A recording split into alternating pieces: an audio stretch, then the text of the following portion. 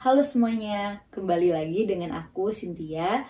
Nah, di video kali ini aku mau bahas nih, kenapa sih kita harus mulai untuk investasi daripada hanya sekedar menabung. Padahal kalau zaman kita masih kecil, kita harus disuruh sering menabung gitu kan ya. Nah, mau tahu alasannya? Tonton terus videonya.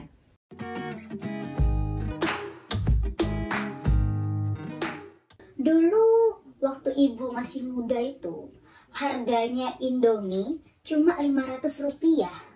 Tapi sekarang harganya udah jadi 2.000 rupiah. Gimana dunia ini kok terus kayak gitu ya? Aku yakin semua dari kita yang ada di sini pasti pernah dengar tentang kata-kata yang seperti itu dari orang tua kita. Atau ya dari orang yang lebih tua daripada kita. Bahkan mungkin kalau kalian adalah orang yang lebih tua dari aku, pasti kalian pernah ngerasain kan, dimana harga suatu barang itu dulu murah, sekarang itu jadi mahal secara nominal.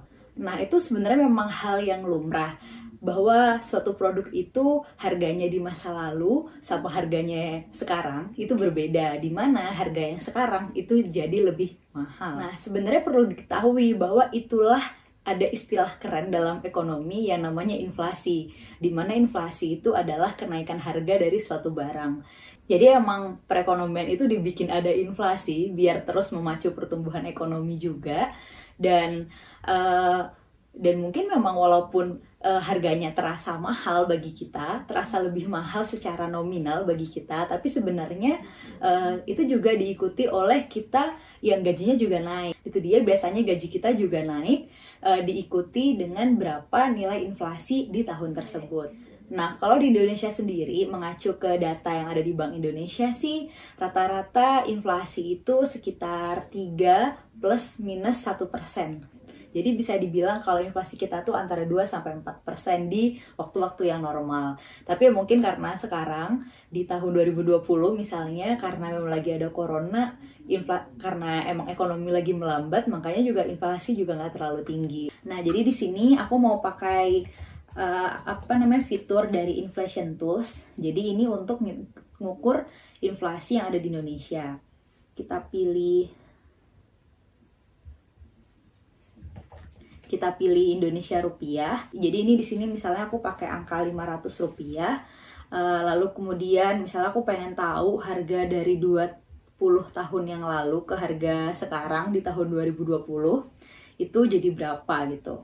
Nah, di sini bisa kelihatan kalau harga 500 rupiah di tahun 2000 itu tuh sama dengan harga 1.800 rupiah di tahun ini. Jadi teman-teman bisa dilihat di sendiri ya, dari tahun 2000 ke tahun 2001 dan selanjutnya itu tuh angkanya terus naik sampai akhirnya di tahun 2020 ini uang 500 rupiah itu jadi 1.800. Nah, setelah kita lihat inflation tool tadi, kita bisa tahu kan nih ya, misalnya ada suatu barang di tahun 2000 itu harganya 500 rupiah. Nah, sekarang di tahun 2020 si harga barang yang sama itu jadi 1.800 rupiah. Nah, dari situ kita juga bisa ambil kesimpulan nih. Misalnya kita nabung di tahun 2000 sejumlah uang 500 rupiah yang saat itu bisa dibelikan satu bungkus Indomie misalnya. Nah, sekarang di tahun 2020 kita udah nggak bisa pakai uang yang kita tabung itu untuk hanya sekedar beli Indomie aja. Bayangin kita dari cuma punya 500 rupiah, kita harus nambahin 1.500 rupiah lagi untuk bisa mendapatkan satu Indomie. Itu dia konsep dasar banget yang harusnya kita sadar, bahwa sebenarnya sekedar menabung aja itu tuh nggak cukup. Nah, di sini kita harus cari cara nih, gimana caranya biar uang kita itu bisa ikut bertumbuh, bisa ikut produktif, ngikutin kenaikan harga barang-barang yang lainnya. Makanya itu dia, ada pelajaran yang sangat penting dalam kehidupan untuk mengenal bahwa investasi itu penting. Ini tuh penting banget untuk mengubah mindset kita, dimana waktu kita masih kecil kita cuma dibilangin untuk harus menabung ya, menabung dan menabung. Nah, di sini kita harus belajar nih kalau menabung itu nggak cukup dan kita perlu investasi yang setidaknya bisa bikin uang kita itu bisa tumbuh, seenggaknya itu bisa ngikutin kenaikan harga-harga barang.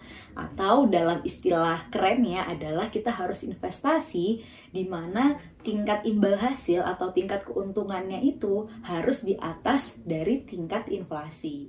Pelajaran tentang investasi ini menurut aku adalah ilmu dasar banget yang harus kita pelajari sebagai orang Indonesia. Karena memang Indonesia itu punya tingkat inflasi yang lumayan tinggi. Beda kayak misalnya orang Jepang yang ya inflasinya udah di bawah 1% kayak gitu.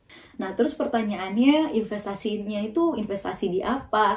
Nah sebenarnya kalau misalnya kita bicara kalau target kita adalah kita pengen investasi di mana itu bisa mengalahkan inflasi, mungkin aku bisa bilang kayak taruh di deposito bank itu juga bisa jadi jawabannya. Ingat ya, deposito bukan tabungan. Nah, di sini aku mau ngajakin teman-teman buat bandingin antara kita cuma sekedar nabung aja di tabungan perbankan di bank atau kita taruh di deposito. Nah, di sini aku ambil contoh misalnya di Bank BCA gitu kan ya. BCA kan terkenal ya, aku pakai BCA di sini.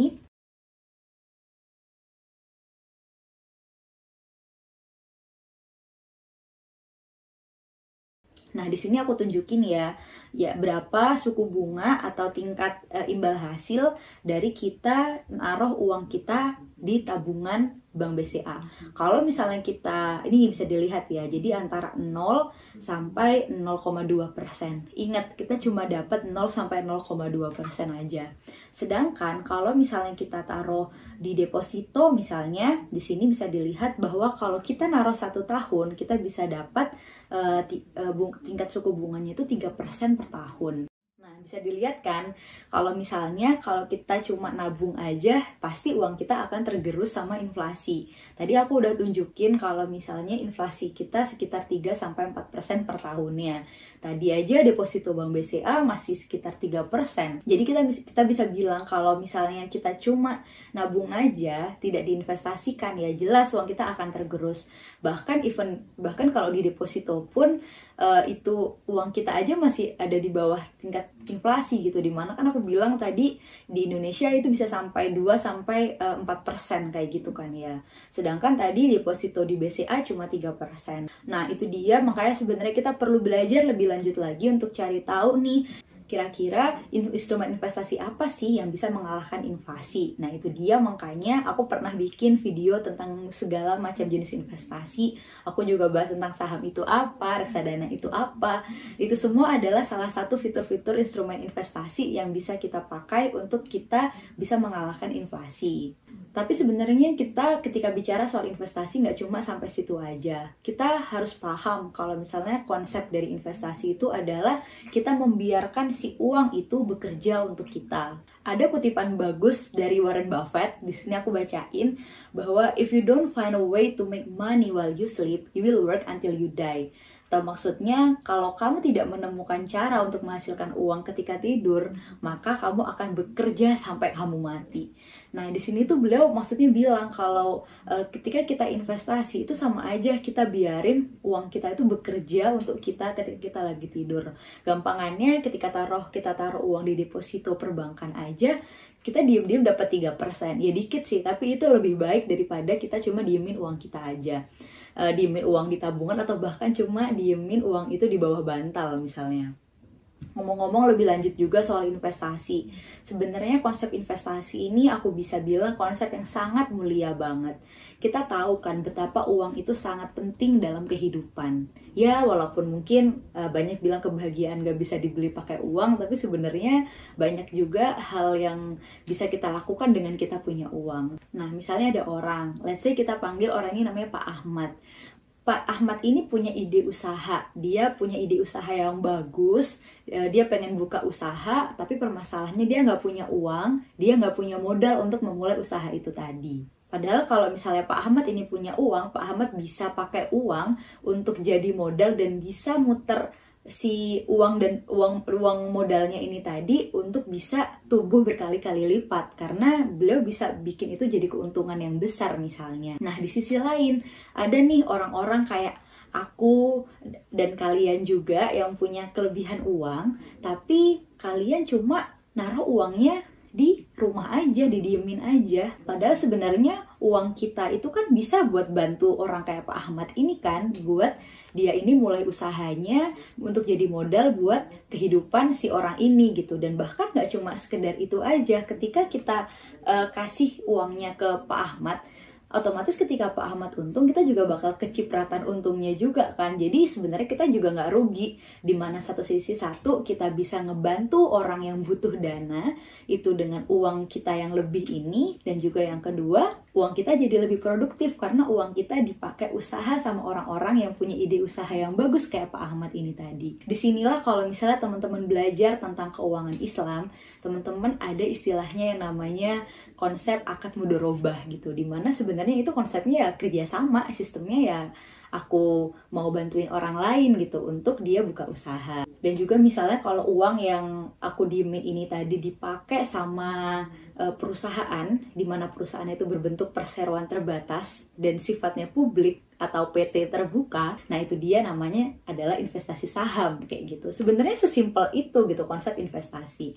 Tapi mungkin kalian juga ada kepikiran, Lah ngapain uangnya aku kasih ke orang lain, mending aku putar sendiri aja biar uangnya lebih banyak. ya itu terserah kalian sih ya, bisa apa enggak kalian ngelola uang yang diem itu tadi bisa jadi lebih produktif. Dan kalau menurut aku sih, kalau kita belum mampu, mending kita kasih aja uang kita sama orang yang kita yakin dia pasti lebih mampu untuk bisa mengelola uang kita. Misalnya nih, suamiku adalah seorang programmer, dia suka banget sama ngoding, emang yang dia bisa itu cuma ngoding, dia nggak tahu caranya jualan mie instan misalnya, dia nggak tahu gimana caranya bikin dan berjualan mie instan itu.